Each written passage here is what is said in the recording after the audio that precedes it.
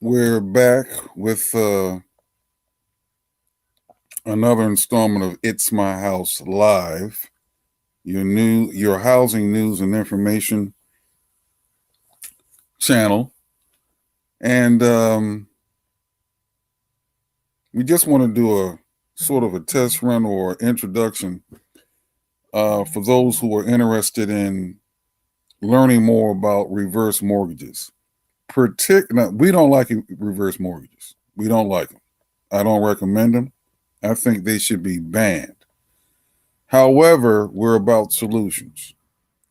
So if you are more likely have been stuck with a reverse mortgage, in other words, for those who don't know, typically a reverse mortgage is for people that are 62 years old or older and they take out a loan against their house. A lot of times they don't need these loans at all.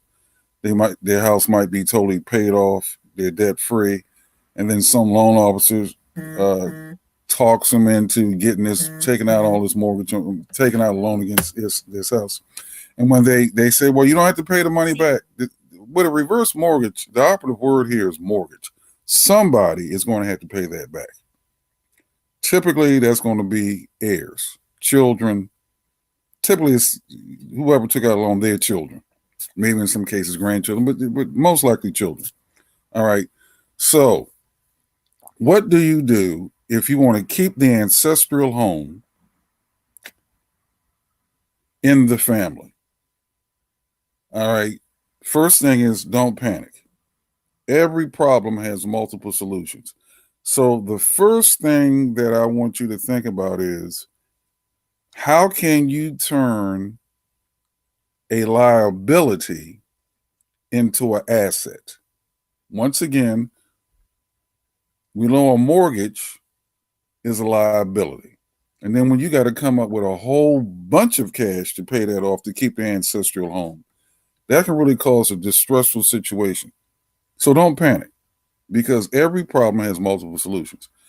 So I want you to think, number one, how can you turn a liability into an asset? In other words, okay, what can you do now? Because you don't have to get out immediately, but what can you do now? I would suggest is look at what you can rent on that property. Start developing some type of a cash flow. If it's a 2 or 3 bedroom house or whatever, how many bedrooms there are, how many of those bedrooms can you rent out? How many of those bedrooms can you rent out? So let's just call that solution number one. You want to turn that liability into an asset. So I want you to just chill out, get quiet, get calm, put it out into the universe. How can you turn that liability of a house into an asset? And then think about, okay, are there any rooms in the house? Can I rent those rooms out?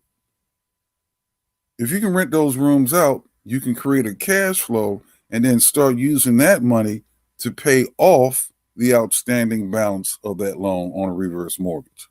The other strategies, well, that's a real simple one to start with. All right. We'll be back tomorrow with more strategies. Until then, keep on thinking, how can I turn this liability into an asset?